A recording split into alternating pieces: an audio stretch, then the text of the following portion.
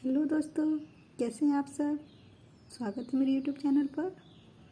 तो आज मैं आप लोग को बीएड सेकंड ईयर का एक्शन रिसर्च लिखने का तरीका बताऊंगी कि किस तरह से हम लोग को अपना एक्शन रिसर्च बनाना है। क्योंकि बीएड सेकंड ईयर में एक एक्शन रिसर्च की फाइल बनानी होती है, तो आज हम उसे लिखने का तरीका बताएंगे।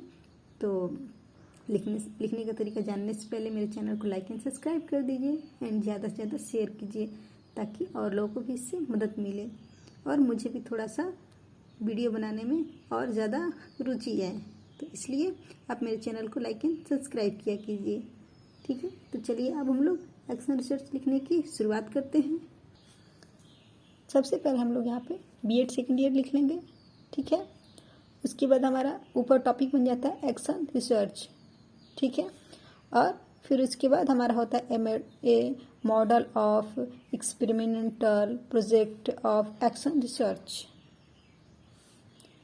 क्रियात्मक अनुसंधान के प्रायोगिक प्रकल्प का प्रारूप। चूँकि मैंने हिंदी और इंग्लिश दोनों में इसलिए लिखवा दिया है क्योंकि यदि आपको इंग्लिश में लिखना तो आप इस तरह से लिख सकते हैं, हिंदी में लिखना तो आप इस तरह से लिख सकते हैं। दोनों का अर्थ आपका एक ही होता है। ठीक है, तो इसलिए हमने दोनों को लिख दिया है।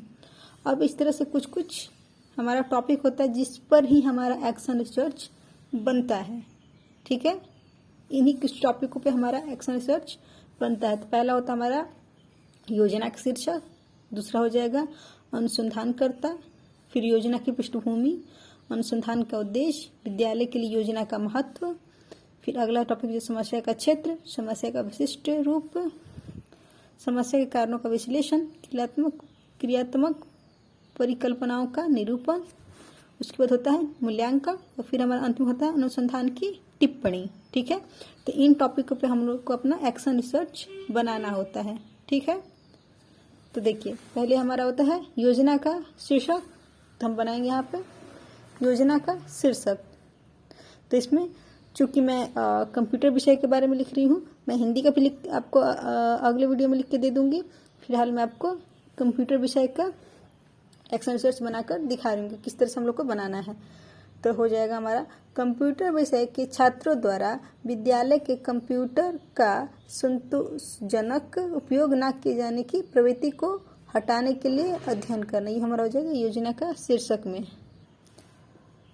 उसके बाद हमारा आता है अनुसंधानकर्ता। ठीक है ना, कि योजना का शीर्षक जो कंप्यूटर विषय के बारे में जो लिख रहा है उसका नाम क्या है। ठीक है, तो इसके बाद हम लिखेंगे, इसमें लिख देंगे कंप्यूटर विषय की एक अनुभवी शिक्षिका। अपना नाम यहाँ पे लिख देंगे आप। ठीक है, अब जिस विषय के हैं तो यहाँ पे लिख देंगे, अगर आप हिंदी के तो लिख देंगे हिंदी विषय के एक अनुभवी शिक्षिका, या फिर मैथ के हैं तो इस तरह से आप लिख सकते हैं। ठीक है, इसमें आपका अपना नाम लिखना होता है। उसके बाद हमारा अगला टॉपिक होते हैं समस्या या योजना की पृष्ठभूमि। क्योंकि मैंने यहाँ पे बताया है कि हमारा थर्ड टॉपिक क्या हो जाएगा, योजना की पृष्ठभूमि, तो वो हम यहाँ पे लिख रहे हैं समस्या या योजना की पृष्ठभूमि। ठीक है, तब इसमें हम लिखेंगे कुछ इस तरह से टॉपिक हमारे रहेंगे। आजकल छात्र कंप्यूटर के अध्ययन में कंप्यूटर का प्रयोग नहीं करते हैं। ठीक है, तो इसके बारे में हम यहाँ पे लिखेंगे हमारा पृष्ठभूमि क्या हो जाएगा योजना का, तो ये हो जाएगा। ठीक है, अगला टॉपिक हमारा हो जाएगा प्रस्तावित अध्ययन का उद्देश्य। हमारा उद्देश्य क्या है, कहने का अर्थ क्या है, तो हम यहाँ पे लिख देंगे कुछ इस तरह से टॉपिक में कि छात्रों में कंप्यूटर लैब में कंप्यूटर का सामुचिक ढंग से प्रयोग करने की रुचि उत्पन्न करना। ठीक हो जाएगा, ये हमारा क्या हो जाएगा योजना की प्रस्तावित अध्ययन में, ये हमारा हो जाएगा। अब हमारा अगला टॉपिक हो जाएगा कि इसमें मतलब चार टॉपिक लिखेंगे।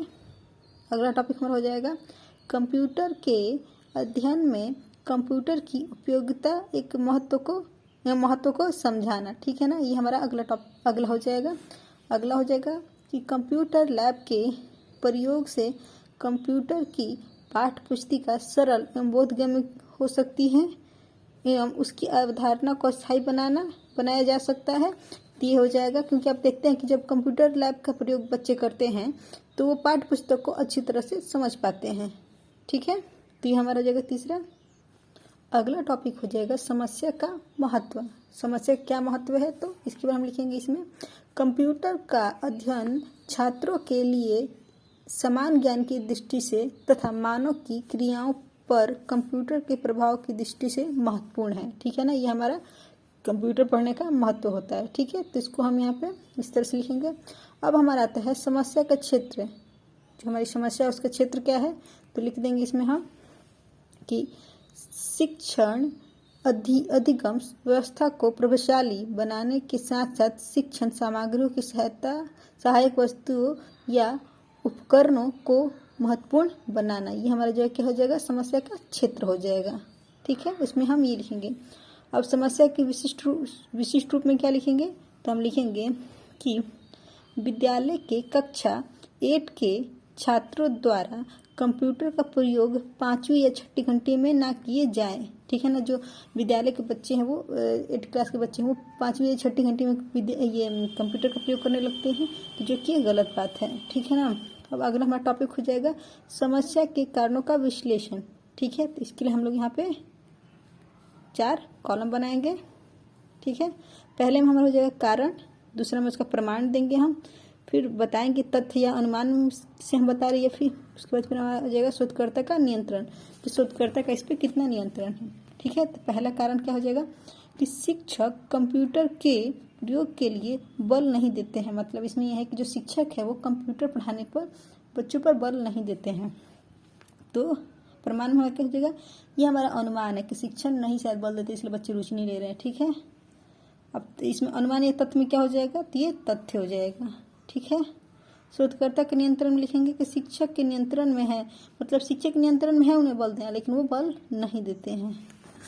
अगला टॉपिक हो जाएगा, दूसरा हो जाएगा विद्यालय में कंप्यूटर का ना होना। ठीक है ना, ये भी हो सकता है कि विद्यालय में शायद कंप्यूटर ना हो। ठीक है, तो इसमें क्या हो जाएगा कि कंप्यूटर कक्ष की व्यवस्था ना होना। हो सकता है विद्यालय में कंप्यूटर कक्ष की व्यवस्था ही ना हो जिस वजह से कंप्यूटर नहीं हो, तो ये हमारा क्या हो जाएगा, ये हमारा तथ्य हो जाएगा।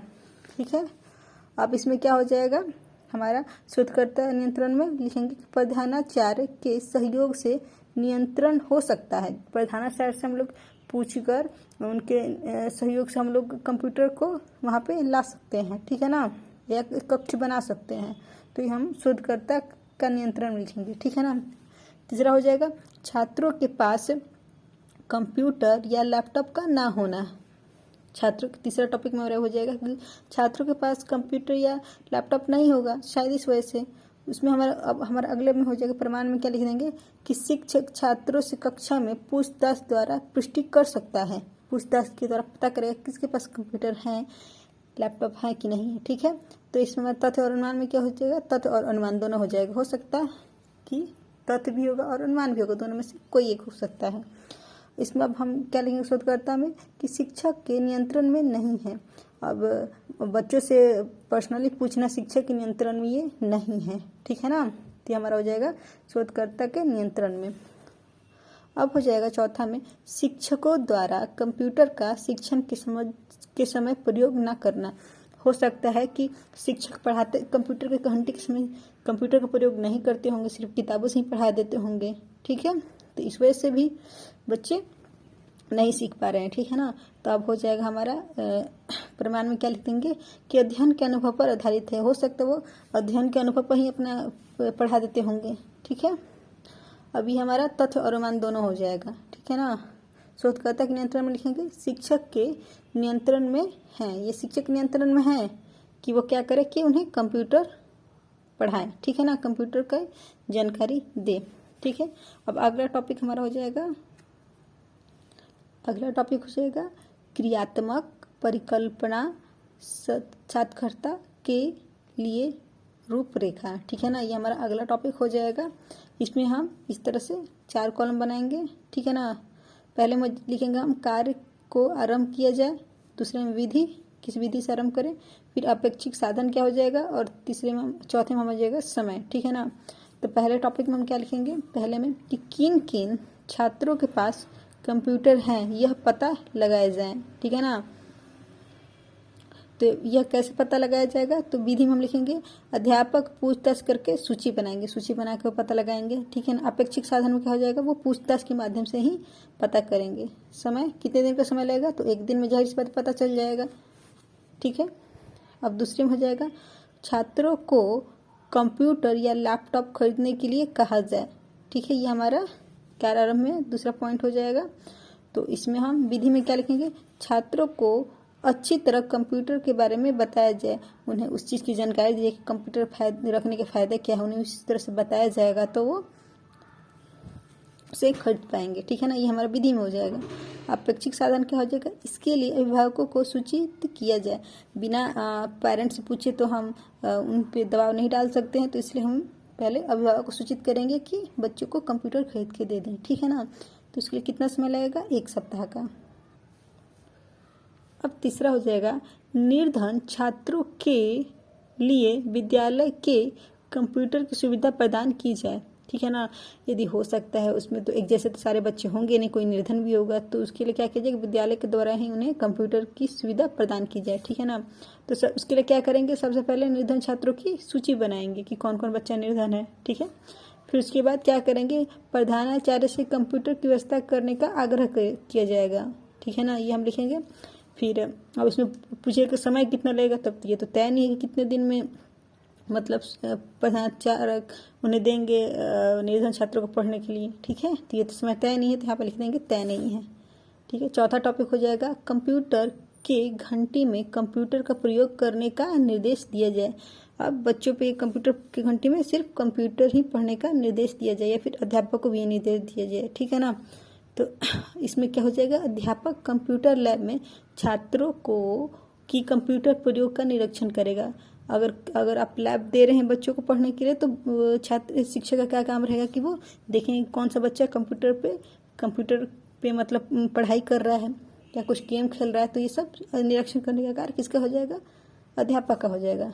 अब इस टॉपिक में लिखेंगे हम, कंप्यूटर प्रयोग ना करने वाले छात्रों की सूची बनाई जाए और प्रयोग के लिए बाध्य किया जाए।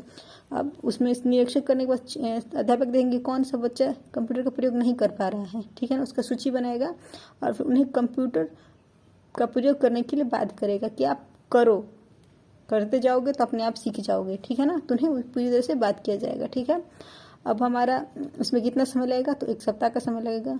ठीक है, तो इस तरह से ये टॉपिक हो जाएगा। फिर हमारा अगला टॉपिक आता है मूल्यांकन।